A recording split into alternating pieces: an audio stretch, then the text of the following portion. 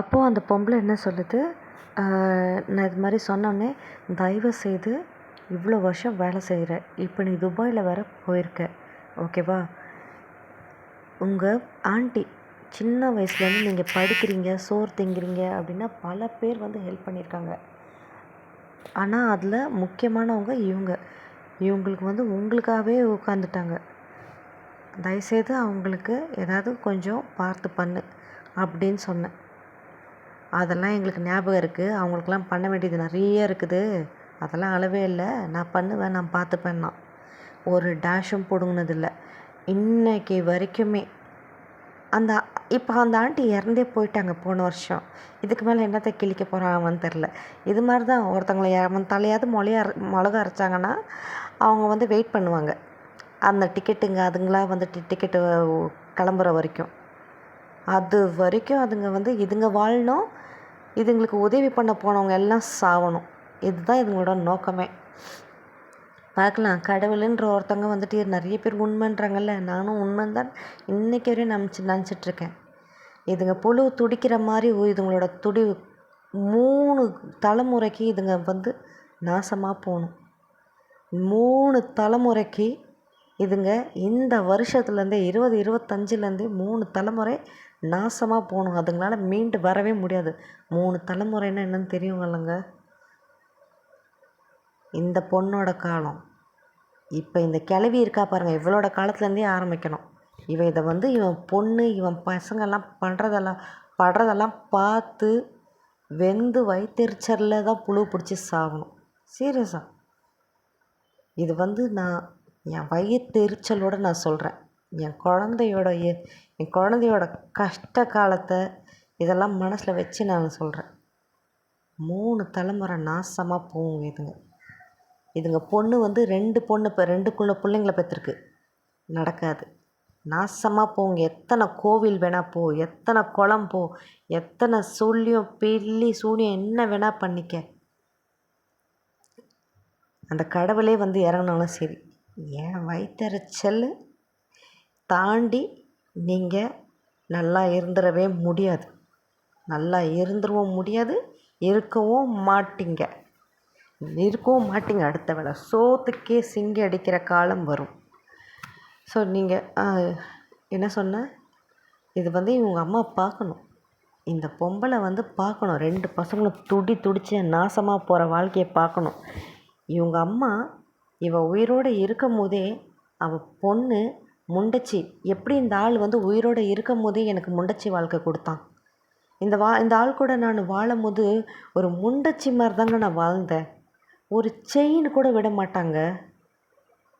ஆக்சுவலாக வந்து டைரெக்டாக கேட்க மாட்டான், இன்டைரக்டாக கேட்பான். அது வாங்கணுன்ருக்கு, இது வாங்கணுன்ருக்கு, காசு இல்லை, வீட்டுக்கு அட்வான்ஸுக்கு என்ன பண்ணுறதுன்னு தெரில, அதான் கழுத்தில் தங்க செயின் இருக்குல்ல, அதை இது பண்ணி கொண்டு போய் விற்றுட்டேங்க. என்னால் வட்டி கட்ட முடியாது, நீ கொடுக்கறத வச்சுக்கிட்டு அப்படின்னு போய் விற்றேன். அதை விற்றுட்டு அந்த காசு கையில் வரும்போது அவன் முகத்தில் ஒரு ஸ்மைல் பார்த்தேன் பாருங்கள், மைல்ஸ் தாண்டோங்க அந்த ஸ்மைலு.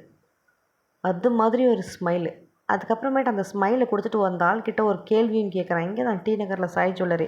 அந்த ஆள்கிட்ட இவன் தான் கேட்குறான். அவர் வந்து இல்லைன்னு சொல்ல முடியாது, டினைட் பண்ணவே முடியாது. அவர் நாளைக்கு வந்து அவர் வந்து என்ன சொன்னார், பரவாயில்ல ஃபீல் பண்ணாதீங்க, அதை விற்கும் போது பரவாயில்ல ஃபீல் பண்ணாதீங்க, சார் வந்து துபாயில் தானே வேலை செய்கிறாரு, வாங்கி கொடுத்துட்றேன். என்னங்க சார் அப்படின்னா, வாங்கி கொடுத்துட்டா போச்சு அப்படிங்கிறான். ஓகேங்களா. ஆமாம் கிழிச்சான். ஒரு மூக்குத்தி கூட வாங்கி தந்ததில்லை இந்த நாள் வரைக்கும், இருக்கிறதெல்லாம் உருவுனானுங்க. அவங்க வீட்டில் மூக்குத்தி கூட திருடுனாங்கங்க. இந்த கதையும் நான் சொல்கிறேன். மூக்குத்தியை கூட திருடுனாங்க ஆக்சுவலாக. அப்புறம் என்ன ஆகுது, அந்த சாய் ஜுவல்லரி அதாவது பையிங் அண்ட் செல்லிங் இடம் அது. அவர் என்ன சொன்னார், எங்ககிட்ட நீங்கள் எப்போ வந்தாலும் சரி 916 செயினுக்கு மட்டும் வேஸ்டேஜ் இல்லை, மேக்கிங்கும் இல்லை, அன்றைக்கி என்ன கோல்டு ரேட்டோ அதே ரேட்டுக்கு நாங்கள் கொடுத்துருவோம் அப்படின்னு சொன்னார். நிஜமாவா நான் சர்ப்ரைசிங்காக கேட்டேன். ஆமான்னு. அப்போ அவரும் சீரியஸாக வாங்க, நிஜமாங்களா அவங்க அப்படின்னு 10 தடவை கேட்குறான். ஆமாங்க சார், துபாயில் வேலை செய்கிறீங்க, வாங்கி கொடுத்துருங்க அப்படின்னா, வாங்கி கொடுத்துட்டா போச்சு அப்படின்னா. எனக்கா இவன் 10 தடவை கேட்கும்போது கழுத்தில் இருக்க தாலியை வந்து இது மாதிரி வச்சு அட்வான்ஸ் கொடுக்குற, வீட்டுக்கு அட்வான்ஸ் கொடுக்குற மாதிரி துபாயில் வேலை செய்கிறாங்கிறான், யாருன்னா வந்து அசிங்கமாக நினைக்க போகிறாங்க, மேபி அந்த அசிங்கத்துக்காக வாங்கி தரத்துக்கு வாய்ப்பு இருக்குது அப்படின்னு நான் நினச்சேன். அசிங்கம் பிடிச்சவங்க, அசிங்கம் பிடிச்ச நாத்த பிடிச்ச சாக்கடை அது. இன்னைக்கு வரைக்கும் கடைசி அந்த குண்டுமணி தங்கம் போகிற வரைக்கும் நூலில் தொங்குற மாதிரி தொங்கிட்டு இருந்துச்சுங்க அவன் கூட உறவு. அந்த குண்டுமணி தங்கமும் மிஸ் ஆகுது அவன் கூட வாழ்ந்த வாழ்க்கையிலன்னும் போது ஒரேடியாக விட்டுட்டு போகிறான். அடுத்த வேளை சாப்பாடு கூட வழி இல்லாமல் ஒரு கிளாஸ் அரிசி இருந்தால் 2 பேர் நாங்கள் கஞ்சி குடிப்போம். அதை நான் மிக்சியில் அடித்து அழகாக மிக்சியில் அடித்து கஞ்சி செஞ்சு கொடுப்பேன். நானும் என் குழந்தையும் குடிப்போம். அந்த ஒரு கிளாஸ் கஞ்சிக்கு வழி இல்லாத ஆக்கிட்டான். ஒருத்தனோட சாப்பாடு பசின்ற கதையை கேட்டு அழுது எமோஷ்னலி அவன் மேலே காதல் லவ் வந்து நாசமாக போச்சு லைஃப். அதுக்கப்புறம் என்ன ஆகுது, வேறு என்ன சொல்லிட்டு இருந்தேன், வேறு என்ன ஆச்சு அந்த டிசம்பரில்? நான் இதை சொல்ல வந்தது அதை விட்டுட்டேன். அப்படின்னு அவங்க ஆன்ட்டிக்கு கொடுக்க சொல்கிறேன். அதுக்கப்புறமேட்டு 2012 அந்த பையன் ஹெல்ப் பண்ணான் பாருங்கள், ஜனவரி மந்த்து, இது லலிதா ஜுவல்லரியில் அவங்க தங்கச்சிக்கு கல்யாணத்துக்கு வழியில். அப்புறம் குடுமச்சி பொறுமையானா, உனக்கு நான் ஃப்ரீயாக இலவசமாக கொடுக்கல மச்சின்லாம் சொல்லலை. அதை வந்து என்ன பண்ணிட்டான், இவங்ககிட்ட வந்து நம்ம சின்ன வயசில் இருக்கிற மாதிரியே அதே கேரக்டர்லேயே மெயின்டைன் பண்ணிக்கிட்டால் நல்ல நம்ம மேலே அபிப்பிராயமும் இருக்கும், நம்ம கொடுக்கவும் தேவையில்ல, அப்படியே ஏமாத்திட்டு மிளகா அடிச்சுட்டு போயிடலாம் அப்படின்ற ஒரு ஃபீல் இவனுக்கு. அப்போ நான் அவங்ககிட்ட நான் சொல்கிறதெல்லாம் இந்த பொம்பளை கேட்டுட்டுருக்கு. சொல்லுது, ஃபோன்லாம் பேசி முடித்தானே, நீ எதுக்கு அவனுக்கு அதெல்லாம் சொல்கிறே, அவனுக்கு இதை கொடு இவனுக்கு அதை கொடு, இப்போ அவனுங்களுக்கெல்லாம் கொடுக்கறது தான் ரொம்ப முக்கியமா? ஃபஸ்ட்டு நம்மளோட வழியை தான் நம்ம பார்த்துக்கணும், நம்மளோட தேவையை தான் பார்க்கணும். அதுக்கப்புறம்தான் வாங்கினவங்கக்கிட்டலாம் கொடுக்கறதுக்கு யோசிக்கணுமா? வாங்கினவங்ககிட்ட கொடுக்கறதுக்கு யோசிக்கணுமா? இந்த பொம்பளைய பெற்ற அம்மா எப்படி இருப்பான்னு நான் யோசிக்கிறேன். ஐயய்ய ச்சீ. அப்புறமேட்டு வேறு என்ன சொல்லிச்சு இல்லைங்க, வேறு ஒரு விஷயம் நடந்துச்சுங்க. மணி அங்கிள்னு சொல்லிட்டு ஒருத்தர், இந்த ரிட்டையர்டு எஸ்பிஐ மேனேஜர் இப்பயும் இருக்கார். இப்போவும் நல்லா கன்னு மாதிரி இருக்கார் அவர். ஓகேங்களா, அங்கே தான் அந்த இதுக்கிட்ட, அது பேர் என்னது, எம்ஆர்சி நகர் பட்டினம்பக்கம் அந்த சைடு தான் இருக்கார். ஸோ அந்த அங்கிளும் எனக்கு நிறைய சொல்லியிருந்தார். அதெல்லாம் வந்து பயங்கர ஷாக்கிங்காக இருந்துச்சு இதுங்களை பற்றி கேட்கும்போது. கிட்டத்தட்ட ஒரு 60 இயர்ஸ் ஆஃப் ஃபேமிலி ஃப்ரெண்ட்ஸ். அதான் நான் சொன்னல, ஏடிஎம் கார்டு மாதிரி யூஸ் பண்ணுவாங்க அந்த அங்கிள்னு, அந்த அங்கிள். அப்போது அந்த அங்கிள் வந்துட்டு இவன் துபாய் போனதுக்கு அந்த என்னப்பா சம்பாரிச்சிட்டியா, என்ன அனுப்புறீங்களா அப்படி இப்படின்லாம் கேட்குறாரு போல். அதுக்கு இந்த பொம்பளை ஃபோனில் இந்த பொம்பளை கிட்ட கேட்டாச்சுன்னு நினைக்கிறேன். அதுக்கு இந்த பொம்பளை ஃபோனை அந்த அளவுக்கு கோவத்தில் வச்சுட்டு அந்த டைனிங் டேபிள்லேருந்து வருது பேசிக்கிட்டே, இந்த ஆளெல்லாம் ஒரு மனுஷனா, கொடுத்ததை கேட்குறான், குழந்தை இருக்குதே, அவனுக்கு ஒரு பொண்டாட்டி இருக்குது, அவனுக்கு ஒரு குழந்தை இருக்குது, இதெல்லாம் யோசிக்கலை. காசு கொடு, கொடுத்த காசு திருப்பி கொடுன்னு கேட்குறாரு. அவர் மாதிரிலாம் கேட்குற ஆளே இல்லைங்க. அவர் வந்து என்னப்பா இருக்கா அப்படின்னு தான் கேட்பாரே தவிர, கொடு மரியாதையாக கொடு அந்த மாதிரிலாம் கேட்டதே இல்லை. இவ்வளோ வருஷமாக அதுங்களுக்கு கொடுக்குறாரு. அதில் நிறைய ஆட்டையை ஏமாற்றிருக்குங்க, நாமம் போட்டிருக்குங்க, பெரிய பெரிய இதெல்லாம் கொடுத்துருக்குங்க. சின்ன சின்ன இதெல்லாம் வந்து இதுங்களோட ஃபேமிலி ஃபங்க்ஷன் எல்லாத்துக்கும் எதுனா ஃபேமிலி ஃபங்க்ஷன் வந்துச்சுன்னா அந்த அங்கிளை வந்துட்டு தவறாமல் இன்வைட் பண்ணுவாங்க. எதுக்கு தெரியுமா? அந்த அங்கிள் வந்து ஒரு நல்ல அமௌண்ட் ஆஃப் கேஷ், அவங்க சொந்தக்காரங்களில் கூட யாரும் கொடுக்க மாட்டாங்க, நல்ல அமௌண்ட் ஆஃப் கேஷ் வந்துட்டு கிஃப்டாக கொடுப்பாரு, இல்லாட்டி நல்ல வந்து எக்ஸ்பென்சிவ் கிஃப்டாக கொடுப்பாரு. இதுக்காகவே அவரை வந்துட்டு சொல்லுது. எதுக்கு? அந்த இது பேர் என்னது, இதுங்க வீட்டுக்கு நான் போயிருந்தேன் பார்த்தீங்களா, அந்த எல்லாமே அங்கே ஷிஃப்ட் ஆகும்போது, அப்போ ஒரேடியாக நம்ம அங்கேயே போய் இருக்கலாம் அப்படின்னு சொல்லிட்டு ஒரு பிளானில் போனோம் பார்த்தீங்களா, அந்த டைமில் இதுங்க வந்துட்டு இந்த வைபவோட இதுக்கு பால்வடிக்கு பிளான் பண்ணிட்டு இருந்துச்சுங்கள்ல. அப்போ வந்து அவரை கூப்பிடுங்க மாமி, அவர் நல்லா வெயிட்டாக செய்வார். ஏதாவது எப்படி இருக்குல்ல கதை, சூப்பரில். இந்த பொண்ணெல்லாம் நீங்கள் வந்துட்டு இப்போ நீங்கள் கேட்குறவங்கலாம் இந்த பொண்ணை வந்து எந்த மாதிரி இடத்துல வைப்பீங்க?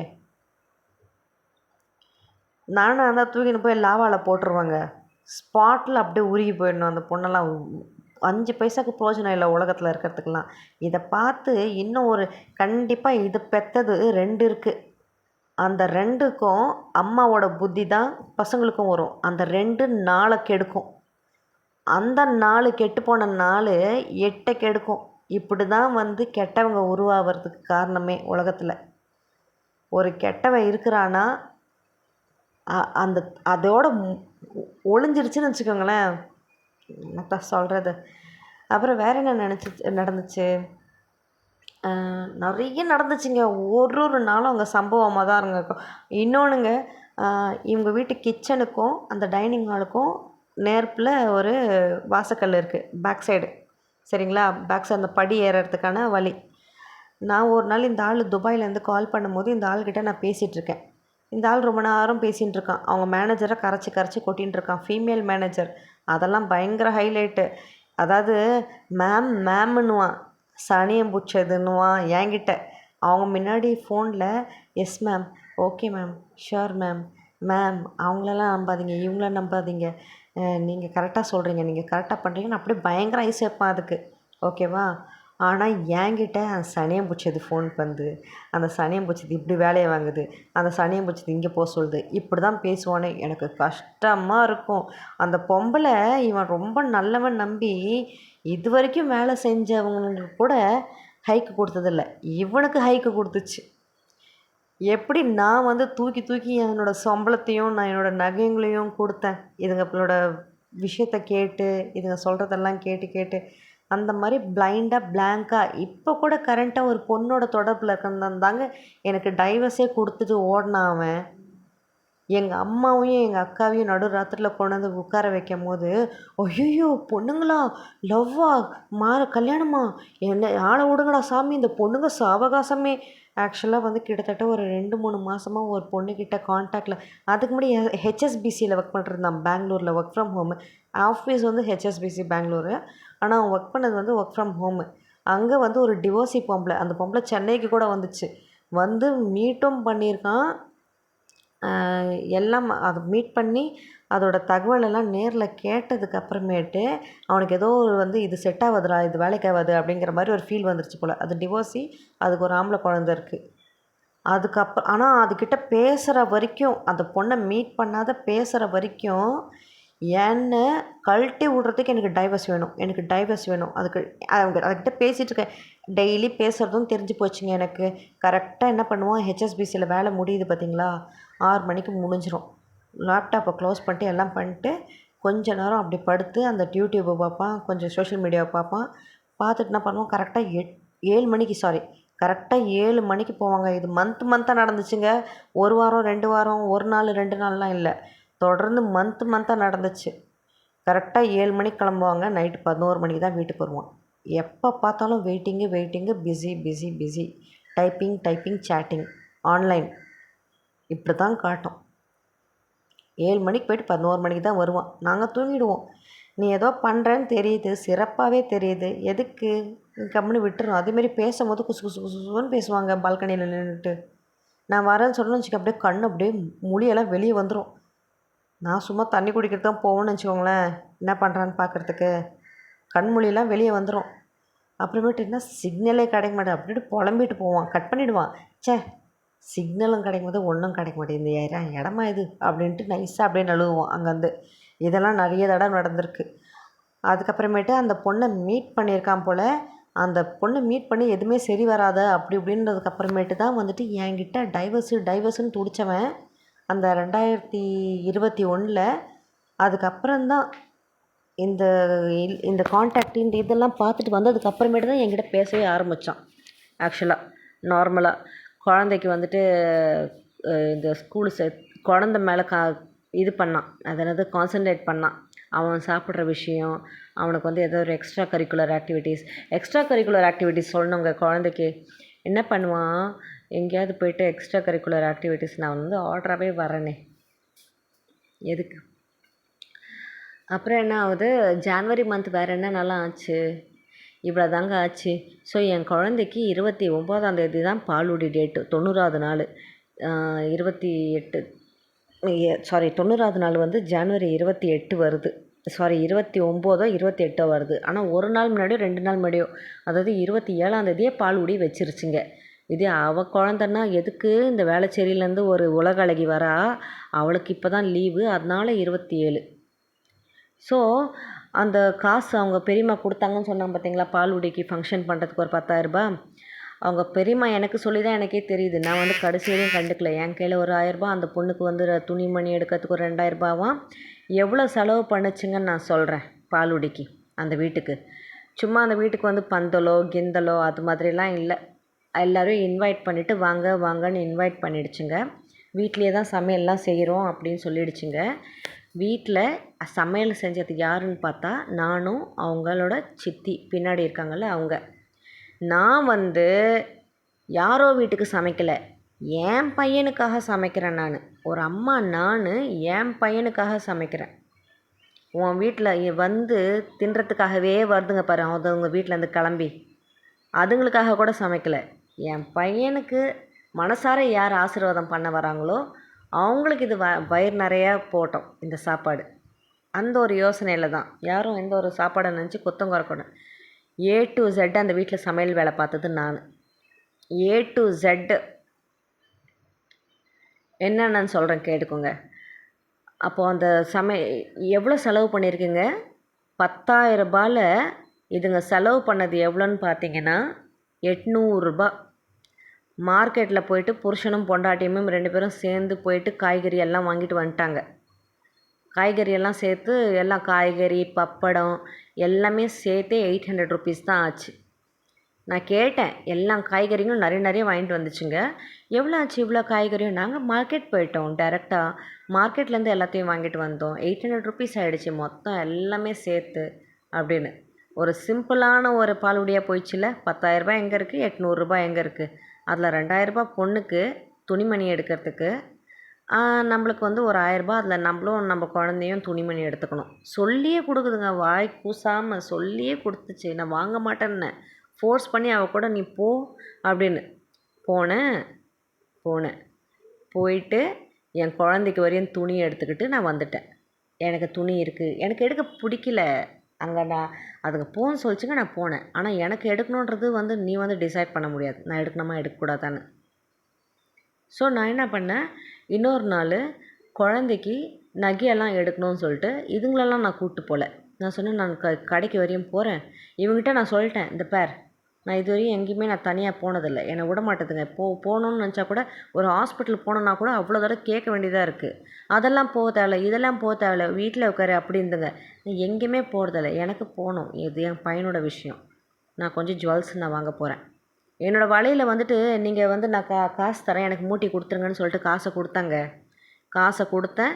அந்த வலையில் நான் கொடுத்த வலையில் திருப்பி மூட்டி கொடுத்துட்டாங்க.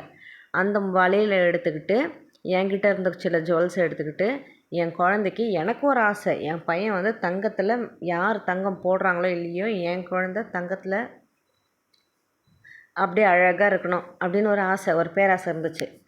அப்போ நான் என்ன பண்ணுறேன், நான் கொடுத்த வலையிலேயே திருப்பி ரிட்டன் வாங்கிட்டு காசையும் நான் தான் கொடுக்குறேன், அந்த வட்டியை முதலமாக மூட்டி எடுத்துன்னு வந்து தாங்க எனக்குன்னு. அப்போ அந்த வலையில் என்ன பண்ணுறேன், அந்த வலையில் இன்னொரு செயினையும் போட்டுட்டு என் பையனுக்கு நான் தங்கத்தில் அருணா கயிறு போட்டேன். அதுக்கப்புறமேட்டு தங்கத்தில் அருணா கயிறு, வேறு என்ன போட்டேன், மோதிரம். எல்லா ஃபிங்கர்ஸ்க்கும் எனக்கு மோதிரம் வேணும் என் குழந்தைக்கு. அதனால் மேக்ஸிமம் மோதிரம், அதுக்கப்புறமேட்டு செயின், இது எல்லாமே நானே எடுத்து போட்டேன். எல்லாமே நானே, எது ஒன்றும் விடலை. ஓகேங்களா. தங்கத்தில் கொலுசு போட்டேன் என் குழந்தைக்கு. எனக்கு அதுதான் டவுட்டாக இருக்குது, போட்டேன்னு தான் தோணுது, எனக்கு ஞாபகம் இல்லை சரியா. ஓகேவா. எங்கள் வீட்டிலேருந்தெல்லாம் வந்து பெருசாக எதுவும் செய்யலை. எங்கள் வீட்டிலேருந்து நான் எதிர்பார்க்கவும் இல்லை. நான் ஃபர்ஸ்ட் ஆஃப் ஆல் யாரையும் எதிர்பார்க்கல, பிடுங்குறவங்ககிட்டேருந்து மட்டும்தான் நான் எதிர்பார்த்தேன். என்கிட்டேருந்து பிடுங்கி அதுங்க செஞ்சுக்கிட்டு தான் அதுங்க வாழ்ந்த ஆளுங்கள்கிட்ட மட்டும் தான் எதிர்பார்த்தேன். அதெல்லாம் நடக்கலை. இந்த பொண்ணு என்ன பண்ணுச்சு தெரியுமா, குழந்தைக்கு அவள் பெற்ற பொண்ணோட அருணா கயிறில் ஒரு எக்ஸ்ட்ரா பிட்டு இருக்கும், எப்பவுமே தொங்கிட்டு இருக்கும். அவள் பொண்ணு அது பெற்றது வந்து ஒரு கோல்டு கலர் அருணா கயிறு போட்டிருக்கும், சரிங்களா. அந்த கோல்டு அருணா கயிறில் ஒரு ஒரு என்ன சொல்கிறது, ஒரு சின்ன குழந்தையோட கை எந்த அளவுக்கு இருக்கும், நம்மளோட 2 கால் கட்டை விரல் சைஸ் தான் அந்த குழந்தையோட கையே இருக்கும்ல, அதை சுற்றி அந்த செயின் கரெக்டாக பத்துமா? அந்த அருணாக்கயிறு சைஸுக்கு அந்த இது வந்து தொங்கும் அந்த பொண்ணோட அருணாக்கயிறில். அதை கட் பண்ணி அதை வந்து பிரேஸ்லெட்டாக போட்டால் என் பையனுக்கு, அதுக்கு வந்து கொக்கி போட்டு அதை பிரேஸ்லெட்டாக என் பையனுக்கு. இதுதான் இந்த பொண்ணோட சைட்லேருந்து தரப்புலேருந்து. அவங்க அம்மா என்ன பண்ணுச்சு, அவங்க அம்மா ஒன்றும் பண்ணல. நான் வந்து வாங்கிட்டு வந்தேன் பார்த்தீங்களா அந்த மோதிரம் செயின் அதெல்லாம். அப்போது இந்த பொண்ணு சொல்கிறா, யார், குள்ளச்சி சொல்கிறா, இது மம்மி போடுற மாதிரி, மம்மி குழந்தைக்கு போடுற மாதிரி நீங்கள் கொடுத்துடுங்க பாலுடி ஃபங்க்ஷனில், நீங்கள் போடாதீங்க அப்படின்ச்சு. நானில் கம்முன்னு சிரிச்சுக்கிட்டு சரி அப்படின்னு வாங்கிட்டு வந்து காமிச்சேன்லங்க. இதெல்லாம் நானே வாங்கினேன், இது வாங்கினேன், அது வாங்கினேன்னு சொல்லிட்டு நகைங்களை ரொம்ப சந்தோஷம், ஓவர் சந்தோஷம் எனக்கு. நான் வெளியில் போய் தனியாக ஷாப்பிங் பண்ணிவிட்டு என் குழந்தைக்கு நகையெல்லாம் வாங்கிட்டு வந்திருக்கேன் ஃபங்க்ஷனுக்காக. அப்போ அந்த பொண்ணு வந்து என்கிட்ட சொல்லுது, இது எங்கள் அம்மா போடுற மாதிரி கொடுத்துருங்க. இப்போது எங்கள் அம்மா தானே போடணும் பையனோட குழந்தைக்கு, அவங்கக்கிட்ட தான் காசு இல்லையே, அவங்க போடுற மாதிரி இருக்கட்டும். பந்தா பெருமாவை எடுத்துக்கணுமா வரவங்க முன்னாடி. அப்போ நான் வந்து எதுவுமே சொல்லலை, சிரிச்சிட்டு கம்முன்னு அதை எடுத்து வச்சுட்டேன். ஓகேன்னு சொல்லிட்டு, ஓகேன்னு கூட சொல்லலை, சிரிச்சிட்டு கம்முன்னு எடுத்து போயிட்டேன் நான். அப்போ எங்கள் அம்மாவும் கம்முன்னு சிரித்தாங்க. ஓகேங்களா? ஏன்னா எங்கள் அம்மா ஒரு செயல் பண்ணியிருக்காங்க, அது வந்து வேறு ஹைலைட்டிங்காக இருந்துச்சு எனக்கு. அந்த டைமில் வந்து யோசனை இல்லை. நானும் வந்து இந்த பொம்பளை கிட்ட தானே கொடுக்கணும், இந்த பொம்பளை தான் நான் மைண்டில் யோசிச்சு வச்சுருந்தேன். ஏன்னா இதுக்கிட்ட தானே கொடுக்கணும், அதுக்கிட்ட கொடுக்க சொல்லிச்சிங்க வேறு பையன் சைட்லேருந்து போடுற மாதிரி. சரின்னு ஓகேன்னு நினச்சி வச்சுட்டு இருந்தேன். ஆனால் எங்கள் அம்மா என்ன பண்ணுச்சு, முந்திரி கொட்டை மாதிரி ஒரு வேலை ஒன்று பண்ணுச்சு. அதுங்களுக்கு அதெல்லாம் செம்ம காண்டாயிடுச்சு அதுங்களுக்கெல்லாம். அதை வந்து நல்லா நோட் பண்ணி என்கிட்ட கேட்டுச்சுங்க. உங்கள் அம்மா ஏன் வந்துட்டு வேக வேகமாக அந்த செயின் எடுத்துகிட்டு உங்கள் அப்பாட்ட கொடுத்து போட சொன்னாங்க அப்படின்னு. நான் சொன்னேன், எனக்கு தெரியாது, நான் எல்லாத்தையும் அங்கே வச்சுட்டேன், இவங்க ஏன் அப்படி பண்ணாங்கன்னு. ஒரு வேளை வந்து எனக்கு அப்புறம் தான் ஃபீல் ஆகுது, எங்கள் அம்மா வந்து இவ்வளோ 2.5 மாதமாக அமைதியாக இருந்தது, எவ்வளோ மனசில் அதுக்கு கோபம் வேதனை பாருங்கள். என் பொண்ணு கஷ்டப்பட்டு வாங்கிட்டு வருவா, இதுங்க வந்து பேரை சம்பாதிச்சுக்கணுமா இதுங்க போடுற மாதிரி அப்படின்னு சொல்லிட்டு எங்கள் அம்மா என்ன பண்ணுச்சு, அந்த நான் வாங்கிட்டு வந்த செயினை வேகமாக எடுத்து போயிட்டு எங்கள் அப்பாட்ட கொடுத்து, இந்த நீ போடுன்னு சொல்லி எங்கள் அப்பாவை போட வச்சிருச்சு. இதுக்கான விஷயமே இது நடந்து முடிஞ்சு இந்த பொண்ணு என்கிட்ட கேட்கும்போது தான் எனக்கு வந்து கெஸ் ஆகுது, இதுக்கு தான் எங்கள் அம்மா வேகமாக இந்த வேலையை பார்த்துச்சான்ற மாதிரி. ஸோ அது என்னால் எப்போ நினச்சாலும் எனக்கு சிரிப்பாக வருங்க. ஸோ கடைசியில் வந்தவங்க முன்னாடி இந்த பொம்பளைங்க எதுவுமே போடாத மாதிரியே இருந்துருச்சு. ஸோ இதெல்லாம் வந்து இதுங்க பயங்கர ஹைலைட்டிங்காக திங்க் பண்ண ஆரம்பிச்சிச்சுங்க.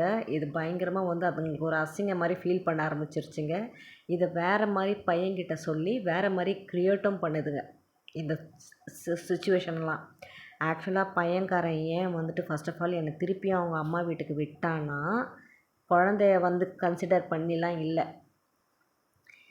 எங்கள் வீட்டில் காலடி வச்சா அதுங்க வாழ விடாது, நம்மலாம் எந்த ஒரு சம்பவமும் செய்யவே தேவையில்லை, எங்கள் வீட்டில் இருக்கிறதுங்களே சம்பவம் செஞ்சிருங்க. ஸோ இது மூலிமா நம்மளுக்கு டைவர்ஸ் கிடைக்கிறதுக்கும் ஒரு வாய்ப்பு இருக்குன்ற ஒரு ரீசனுக்காக தான் என் பையனை சும்மா கிளிட்டு என் பையன் பாவம் தவிக்கிப்பு இந்த கதையெல்லாம் சொல்லி என்னை போய் அங்கே போய் நிற்க வச்சது இந்த ஆள். இந்த ஆளோட பிளான் இது. அதுங்களுக்கு இயல்பாகவே வந்துட்டு அந்த வீட்டில் என்னை நிற்க விடல பார்த்தீங்களா, நாங்கள் வந்து தெரிச்சு ஓடி வந்துட்டேன் என் பையன் பாலுடி அன்னைக்கு ஈவினிங்கே. அதுக்கு அந்த ஆள்கிட்ட, அதாவது அவங்க அப்பங்கிட்ட எங்கள் அக்கா பேசியிருக்காங்க, என்ன இதெல்லாம் இப்படிலாம் நடந்திருக்கு, இவ்வளோ விஷயங்கள் நாங்கள் கேள்விப்படுறோம் அப்படின்னா, ஏன் இப்படிலாம் பண்ணியாச்சு அப்படின்னு சொன்னதுக்கு அந்த ஆளோட பதில் என்ன தெரியுமாங்க, இதெல்லாம் ஃபோன் ரெக்கார்டிங்க, இங்கே சென்னையிலேருந்து ஃபோன் கான்வர்சேஷன் நாங்கள் கோழிக்கோடுக்கு ஃபோனில் தான் போகுது. அதுக்கு அப்பங்காரன் அந்த ஆளோட பதில் என்ன தெரியுமா, அது அவங்க கொஞ்சம் ப்ரைவசி எதிர்பார்க்குறாங்க. யார், மாமியாருக்கும் பொண்ணுக்கும் கொஞ்சம் ப்ரைவசி வேணுமா, அதனால மருமகளை விரட்டி அடித்தாங்களாம். எப்படி இருக்குது இது கேட்குறதுக்கு? எந்த நேரமும் காதில் மணி ஓசை கேட்டுக்கிட்டு தான் இருக்கேன். எந்த நேரமும் காதில் மணி ஓசை கேட்டுக்கிட்டு தான் இருக்கேன். ஒரு நாள் அந்த மணி ஓசை அதுங்க தலையிலையும் அதுங்க குடும்பத்துலேயும் இடி மாதிரி உழப்போது, அது எல்லாத்தையும் நான் பார்க்கணும் கண்ணில்னு வெயிட் பண்ணுறேன். அதுக்கப்புறம் வேறு என்ன நடந்துச்சு அந்த ஜனவரியில்? அதான் பாலுடியில் தாங்க பிரச்சனையே ஸ்டார்ட் ஆச்சு. ஈவினிங் எல்லோரும் வீட்டுக்கு வராங்க. அந்த வீட்டுக்கு ஃபங்க்ஷன், அதான் எல்லோரும் இல்லை, கொஞ்சம் ரிலேஷன்ஸ் மட்டும். அந்த வேளச்சேரியில் இருக்குது தெரியுங்களா, அதுங்கெல்லாம் அந்த நைட்டு தான், அந்த நாளைக்கு மார்னிங் பாலுடினா முன்னாடி நாள் நைட்டுக்கு வருதுங்க எல்லோரும்.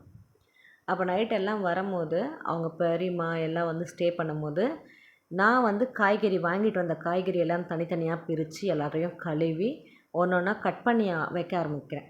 ஏன்னா காலையிலே விடியகாத்தாலே சமையல் செஞ்சால் தான் ஓகேங்களா. அந்த கட்டிங்கில் கூட எதுவும் ஹெல்ப் பண்ணல. அவங்க பெரியம்மா நாங்கள் 2 பேர் தான். நான் சொன்னேன்ல, அவங்க பெரியம்மா மிளகா அரைச்சிதுங்க அவங்க ஃபேமிலியில்.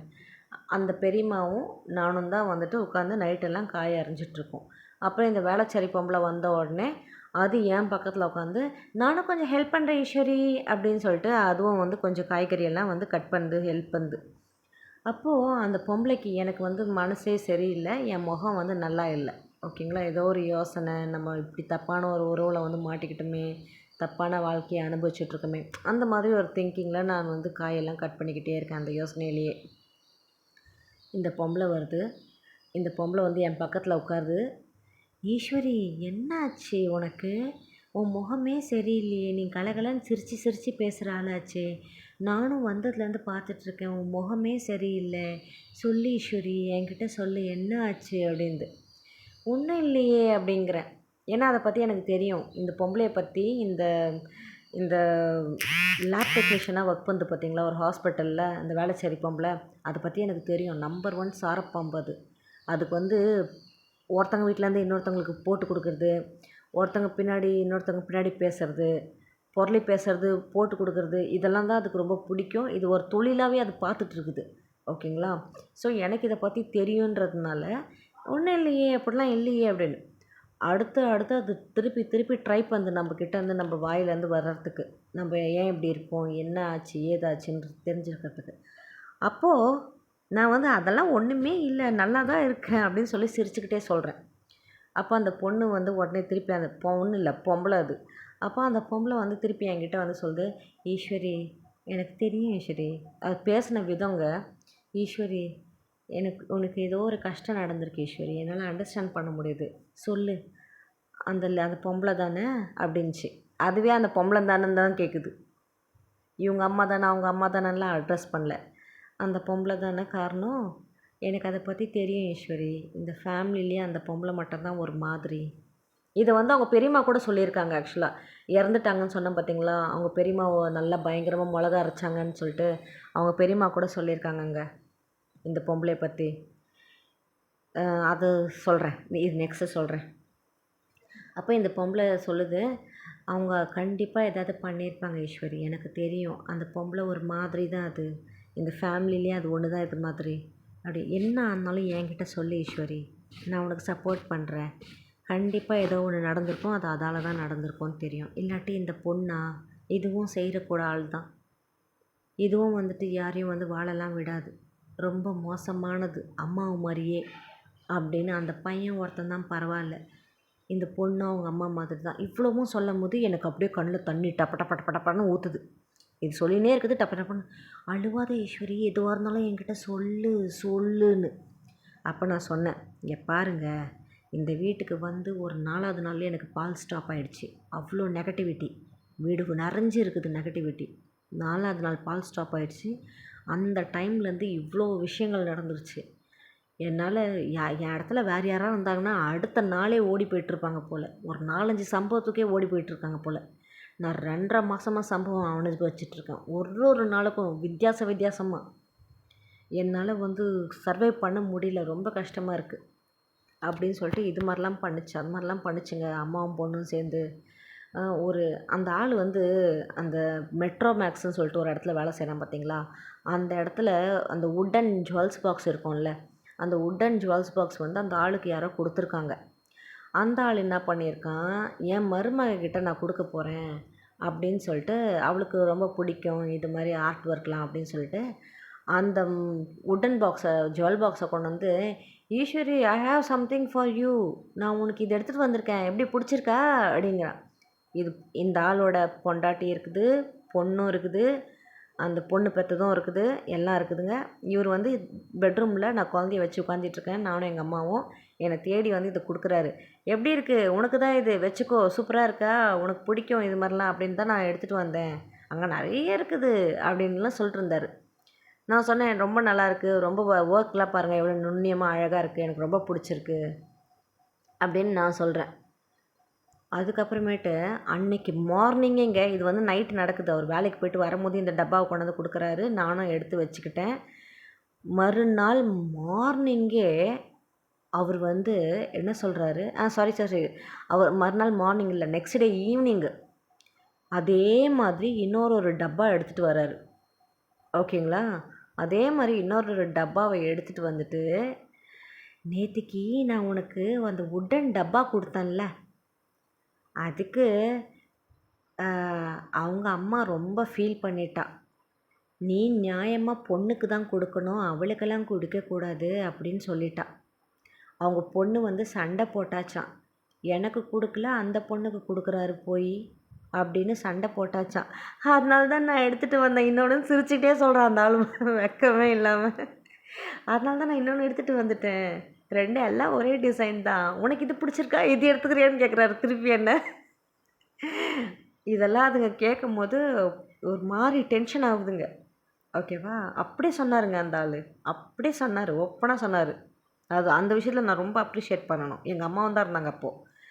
நேற்று உனக்கு கொண்டு வந்து ஒரு இது கொடுத்தேன்ல, அதை அவள் ரொம்ப ஃபீல் பண்ணிட்டா, அதை அவங்க அம்மா கிட்ட சொல்லிட்டா, அவங்க அம்மா வந்துட்டு எனக்கு அது எப்படி பொண்ணுக்கு கொடுக்காம அந்த பொண்ணுக்கு எப்படி தரலாம் அப்படின்னு சொல்லி கேட்டுட்டா, அதனால தான் சரி இன்னொன்று எடுத்துகிட்டு வந்தாங்க, நிறைய இருக்குது அப்படின்றாரு. இது ஒன்று நடந்துச்சு, இதை நான் சொல்ல மறந்துட்டேன். சரி, அப்புறம் என்ன ஆகுது, காய்கறி எல்லாம் கட் பண்ணும் போது இந்த பொம்பளை இது இந்த அளவுக்கு ஒரு ஹோப்பாக பேசுச்சேன்னு சொல்லிட்டு அதை நம்பி எல்லாத்தையும் சொன்னேன். சொல்லி சரி நான் எல்லாத்தையும் எடுத்து வச்சுட்டு தூங்கு ஈஸ்வரி, நாளைக்கு காலையில் வேலை இருக்குல்ல அப்படின்ச்சு.